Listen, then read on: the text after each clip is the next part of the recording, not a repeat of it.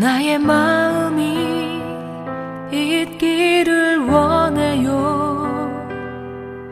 아버지, 당신의 눈물이 고인 곳에 나의 눈물이 고이길 원해요. 아버지, 당신이 바라보는 영혼에게 나의 두 눈이 향하길 원해요. 아버지, 당신이 울고 있는 어두운 땅에 나의 두 발이 향하길 원해요.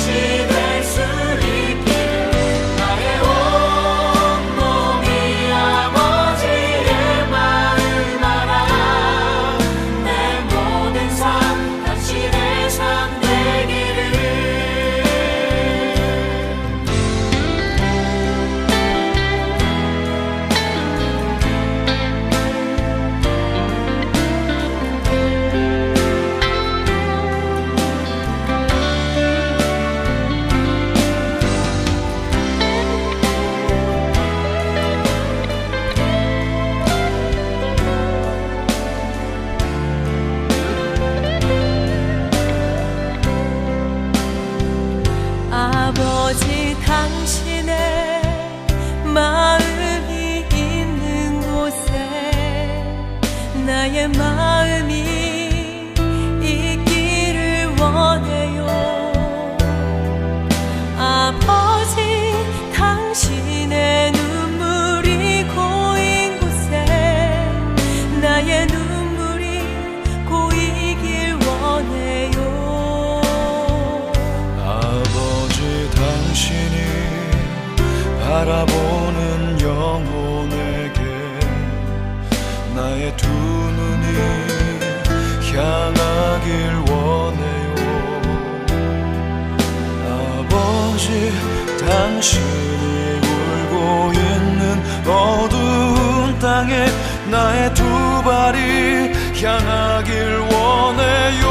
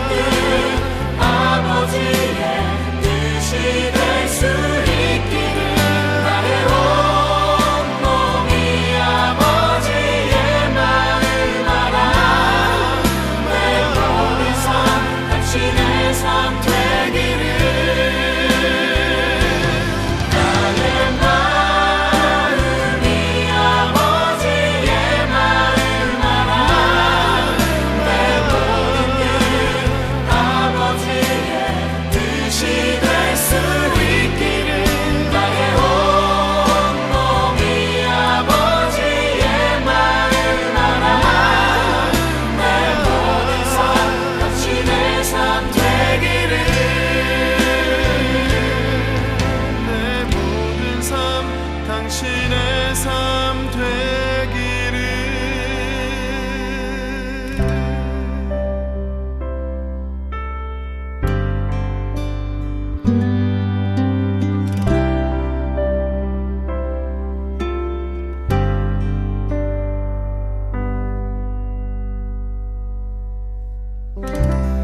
네, 사랑하는 성도 여러분, 또 오늘도 주 안에서 여러분들의 삶 속에 또 하나님의 거룩한 그러한 손이 여러분들을 붙드시고 또 이끄시기를 예수님 이름으로 축원드립니다. 가난은 나라님도 구제 못한다라는 그러한 말이 있습니다. 많은 사람들이 이 가난의 문제를요 개인의 어떠한 그 탓으로 돌리기 때문에 이러한 말이 나온 것 같습니다. 그런데 저는요 사실 그러한 말이 맞지 않다라고 이렇게 생각을 합니다. 왜냐면은요 가난의 원인이 어떤 그 개인의 게으름의 문제일 수도 있지만 가만히 이 사회를 보면은요 이 가난이라는 것은 구조적인 문제일 경우가 훨씬 더 많기 때문에 그렇다는 것입니다. 그러니까 이 가난이라는 것이 사실 되물림되는 그러한 모습들을 보면서 사실 이러한 생각들을 좀 하게 되었습니다. 그러니까 요즘 가난은요, 경제적인 궁핍뿐만 아니라 어떤 사회적인 고립이나 관계의 단절 뭐 이런 것들도 연결되기 때문에 이 가난의 문제가 우리 속에 좀 심각하게 생각해야 된다는 거죠. 요즘 사람들이 모이면 전부 다 돈이 필요합니다. 근데 가난한 사람들은 사실 가족끼리 모이는 그러한 모임조차도 가기가 굉장히 두렵습니다. 왜냐하면 뭐 어떤 이 축하할 일들이 있기 때문에 가족들이 모이는데 그때마다 이 경조사 그 비용이 만만치 않기 때문에 그렇다는 거죠.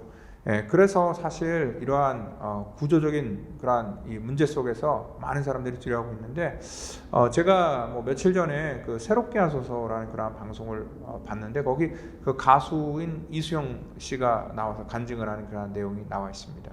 근데 그 가수 이수영 씨는요, 그 어릴 적에 사실 그 나이 10살 때 그 아버지가 교통사고로 갑자기 돌아가시게 되고 그 당시에 그 이수영 씨의 어머니가 27살밖에 되지 않았는데 그러니까 자식이 이수영 씨 외에 또 2명이 더 있었기 때문에 그러니까 자기 형제가 3명이나 있는데 그 27살의 그런 여자가 집에 살림만 하던 여자가 갑자기 남편이 죽고 그리고 3명의 자녀를 이렇게 거느리면서 살아야 된다는 것이 얼마나 힘든 것인지 그런 것들에 대해서 얘기를 하더라고요. 그렇지 않습니까? 사실 지금도 아니고 훨씬 오래전에 거의 한 뭐 20-30년 전에 여자 한 사람이 그 아이 셋을 데리고 살아간다는 것은 굉장히 막막했던 그러한 일입니다. 그래서 그 어릴 적에 그러한 이 가난했던 그러한 일들에 대해서 쭉 얘기를 하면서 굉장히 고통스럽고 아팠고 힘들었고 그것 때문에 자기 그러한 그 이 청소년기가 굉장히 우울하고 또 불안하고 아무런 소망이 없었다. 그러한 것들에 대해서 얘기를 할 때에 이 가난이라는 것이 어떤 그 사람의 문제가 아니라 어떤 그 이 환경과 그러한 삶의 여건 때문에 어쩔 수 없이 생기는 그러한 요소가 그렇게 가난을 이렇게 만들었다라고 이렇게 생각합니다. 그래서 우리는요, 이러한 가난을 그냥 어떤 개인의 탓으로 돌리는 것이 아니라 정말 이 하나님께서는 이 가난한 자들을 어떻게 생각하시고 또 우리 교회 공동체는 그러한 것들에 대해서 또 어떻게 생각해야 될 것인가를 오늘 한번 생각해 보시기를 바랍니다.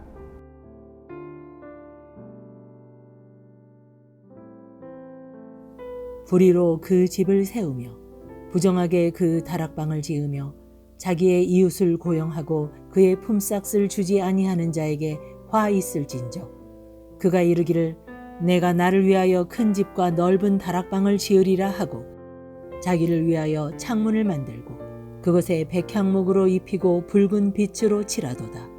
내가 백향목을 많이 사용하여 왕이 될 수 있겠느냐? 내 아버지가 먹거나 마시지 아니하였으며 정의와 공의를 행하지 아니하였느냐? 그때에 그가 형통하였었느니라. 그는 가난한 자와 궁핍한 자를 변호하고 형통하였었나니 이것이 나를 알미 아니냐? 여호와의 말씀이니라.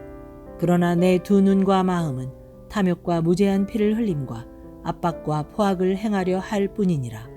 그러므로 여호와께서 유다의 왕 요시야의 아들 여호와김에게 대하여 이와 같이 말씀하시니라. 무리가 그를 위하여 슬프다 내 형제여 슬프다 내 자매여 하며 통곡하지 아니할 것이며 그를 위하여 슬프다 주여 슬프다 그 영광이여 하며 통곡하지도 아니할 것이라. 그가 끌려 예루살렘 문 밖에 던져지고 나귀같이 매장함을 당하리라. 아멘. 하나님께서는요, 참 가난한 사람들에 대해서 많은 관심을 가셨던 것 같습니다. 그러니까 하나님은 그 율법을 통해서 특별히 가난한 사람들을 어떻게 이렇게 대우를 해줘야 되고 그들을 어떻게 지켜줘야 되는가에 대해서 많이 이렇게 강조를 하셨죠. 그래서 추수를 할 때도 밭에 한 모퉁이를 꼭 남겨두고 그리고 우리 룻기 같은 데도 보면은 추수할 때 그 나다를 전부 다 이렇게 거두지 말고 가난한 사람들을 위해서 그냥 좀 남겨두라라는 그런 그 말이듯이 그 당시에 그러한 이 모습들이 그랬습니다. 그 땅 가운데 고아나 과부, 자기 힘으로 살아갈 수 없는 사람들이 그런 거라도 주워서 살아갈 수 있도록 그러한 조금의 여유를 그들 사회 속에 남겨뒀다는 거죠. 그리고 3년마다 11조를 걷어서 그 3년마다 걷었던 그러한 이 11조는요, 그 시대 속의 고아와 과부를 먹여 살리는 그러한 용도로 쓰라라고 이렇게 그 공동체 속에서 가장 약한 자들을 배려하는 그런 모습이 있고요. 또 이스라엘에는 하나님께서 안식년이라는 제도를 뒀지요. 그 밭을 경작할 때 1년 정도는 휴경기를 둡니다. 그래서 매 7년마다 이렇게 휴경기를 둠으로 말미암아 안식년을 겪게 되는데, 아무리 밭을 그냥 이렇게 아무것도 심지 않고 놔둔다고 해서 그냥 있는 게 아니라 그 전에 뭐 심었던 그러한 곡식의 씨앗들이 거기서 자연적으로 자라서 열매를 맺게 되거든요. 그럴 때는 그 밭의 주인에게 그거 거두지 말고 그 땅 가운데 있는 가난한 사람들을 위해서 그것들을 그냥 두라라는 그러한 명령이 있을 정도로 그 시대 속에 하나님께서는 율법을 통하여서 가난한 자들을 깊이 배려하시고 또 생각하셨다는 것을 알 수 있다는 거죠. 오늘 본문을 보면은요, 여호와김 왕이 등장합니다. 여러분들, 여호와김 왕이요, 오늘 13절을 보니까 불의로 그 집을 세우고 부정하게 그 다락방을 지으며 자기의 이웃을 고용하고 그의 품삯을 주지 아니하는 자에게 화 있을진저. 아마 이 여호와김 왕은요, 정말 나라가 이 풍전등화 속에서 언제 망할지도 모르는데 그러한 가운데서도 자기 배를 불리기 위해서 집을 크게 짓고, 또 크게 짓는 건 좋지만 그러한 짓는 데 있어서 사람들이 수고한 그러한 품삯들을 주지 않고 자기의 권력과 힘을 이용해서 사람들을 착취하는 그러한 일들을 했던 그러한 왕으로 오늘 여기 기록되고 있다는 것입니다. 그 14절 보니까 그가 이르기를 내가 나를 위하여 큰 집과 넓은 다락방을 지으라 하고, 그리고 15절을 보니까 내가 백향목을 많이 사용하여 왕이 될 수 있겠느냐. 그러니까 자기 자신을 위해서 집을 크게 짓고 정말 자기 자신을 위해서라면 최선을 다해서 그렇게 살았고, 그렇게 자기 만족을 위해서 살았는데 하나님께서 묻는 거죠. 내가 정말 그렇게 많은 백향목을 사용해서 그렇게 넓고 큰 집을 지어서 그것 때문에 네가 왕이 될 수 있느냐? 이 세상의 열심과 노력으로 너가 얻는 그러한 성공으로 내가 왕이 될 수 있느냐? 하나님께서는 지금 그것을 묻고 있다는 거죠. 오늘 이 여호와김은요, 사실 예레미야가 그의 죄에 대해서 지적할 때에 세상적으로 자기 잘난 맛에 살았던 사람이고 자기 성공만을 위해서 살았던 사람이고, 그들은 남이 어떻게 살던, 가난한 사람이 어떻게 살던 왕의 입장인데, 왕의 입장인 모든 백성들을 다 아울러서 정말 가장 연약한 사람들을 돕기 위해서 어떤 행정정책을 펼치고 또 그들을 돕는 것이 왕의 본분인데, 그들의 삶에 대해서는 무관심해버리고 자기 배를 불리는 데만 관심이 있었던 그러한 왕이 바로 이 여호와김 왕이었다는 거죠. 근데 사실 여호와김 왕뿐만 그랬겠습니까? 오늘 여기 이 사람을 꼭 집어서 얘기한 것은 뭐냐면 어떤 그 대표성에 대해서 얘기를 하는 것입니다. 그 시대의 수많은 사람들이 어떤 그 관료 또 높은 위치에 있는 사람들은 나라가는 지금 망해가는데, 그래서 곧 이제 넘어갈 터인데 그러한 것들을 생각하지 않고 자기 재산을 증식하고 또 자기의 그러한 그 만족만을 위해서 살아가는 그러한 유다 백성들의 타락한 면들에 대해서 지금 지적하고 있다는 것입니다. 그렇지만 여러분들, 만약에 그들의 끝이 그들이 알았다라면 과연 그렇게 행동했을까? 19절 보니까요, 그들의 끝에 대해서 얘기를 하는데 그가 끌려 예루살렘 문 밖에 던져지고 나귀같이 매장함을 당하리라. 여러분들, 끝이 성 밖에서 왕인데 쫓겨나서 나귀같이 매장당한다는 것은 굉장히 치욕스러운 일이죠. 만약에 그 사람이 자기 인생의 끝이 그렇게 될 줄 알았다면 그러한 선택을 했었을까?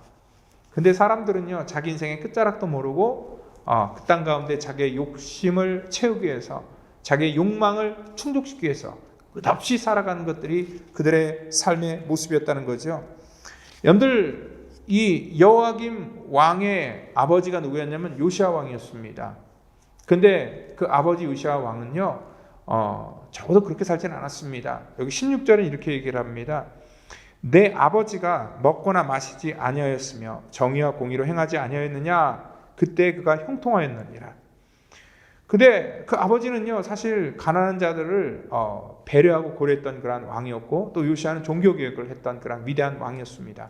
그래서 하나님 바라보실 때 그가 참 이렇게 착하고 만족스러운 그러한 일들을 많이 했던 사람인 것이 틀림이 없습니다.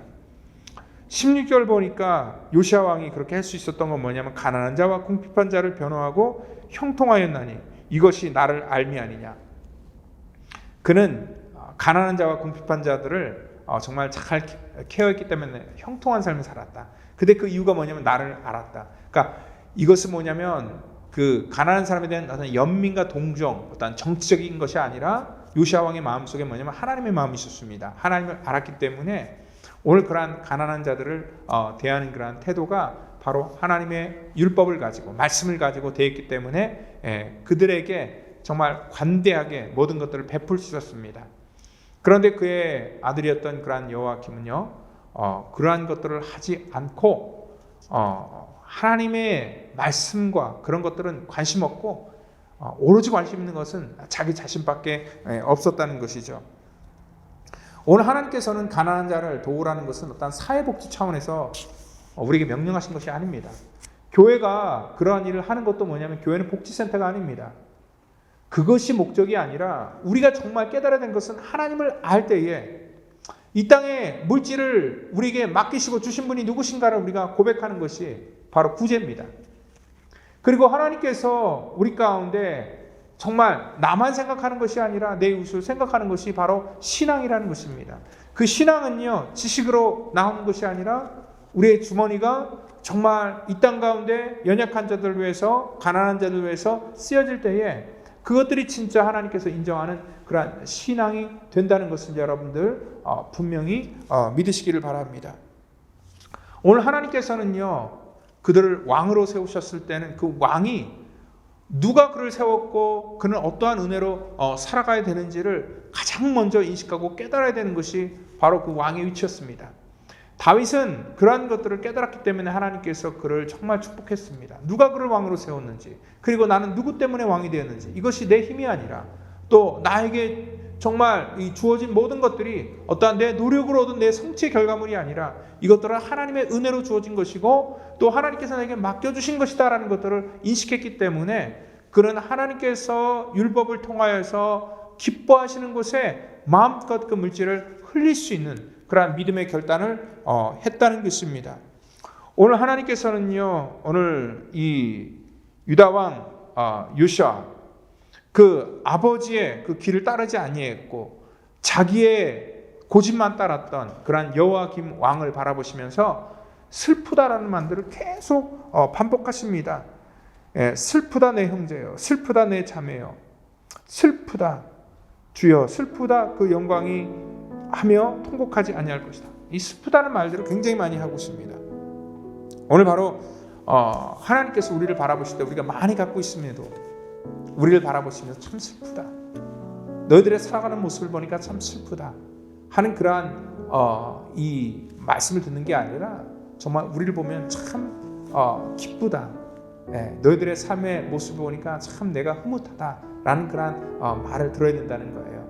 그래서 저는요, 이 구제는요, 어떠한 그 복지의 차원이 아니라 이 구제라는 것은 하나님이 기뻐하시는 신앙의 차원이라고 저는 생각합니다.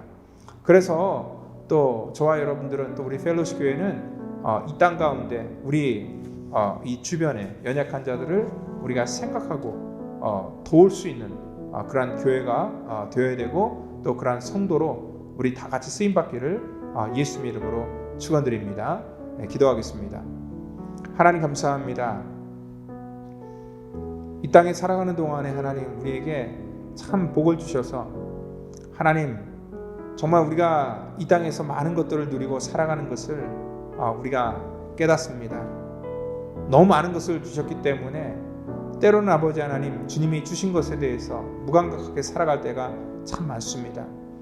하나님 이러한 때에 아버지 하나님, 우리 자신만 보는 게 아니라 우리 가족과 내 비즈니스만 생각하는 것이 아니라 이 땅에 힘들고 어렵게 살아가는 자들을 생각하고 저들을 배려하고 저들을 위해서 하나님 내 주머니를 아버지 하나님 정말 나눌 수 있는 그러한 믿음도 주시고 또한 우리의 신앙의 그러한 이 폭들이 넓어지는 그러한 믿음의 선택들을 할 수 있도록 우리를 인도해 주시옵소서.